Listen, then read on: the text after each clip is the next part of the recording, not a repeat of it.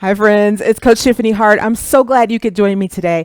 I set this workout up really simple. All we're going to do is do the work for 40 seconds and then walk in place for 20 seconds. Just like an interval, on and off, on and off. All you have to do is follow me. If you're a beginner and you find that I get too crazy or there's any move you just don't want to do, don't do it. All you have to do is walk in place. You're still burning calories. You're still working out with me. If you are more advanced and you need to fire it up, what you can do is when I'm walking in place, you jog in place. That's really going to help you burn more calories and get more steps in for your day. This workout is set up where you can put it with your own music, or if you want to do my favorite thing, stream your favorite movie while you're working out. That's what I did when I first started. It's really going to help you get moving and get more energy in your day. If you find this video helpful, please remember to like, share, and subscribe. That way you're one of the first to get notified every time I put out a new video. Are you ready? Get started. Are you ready to get started? Let's go. Are you ready? Let's go. Are you ready? Let's get it.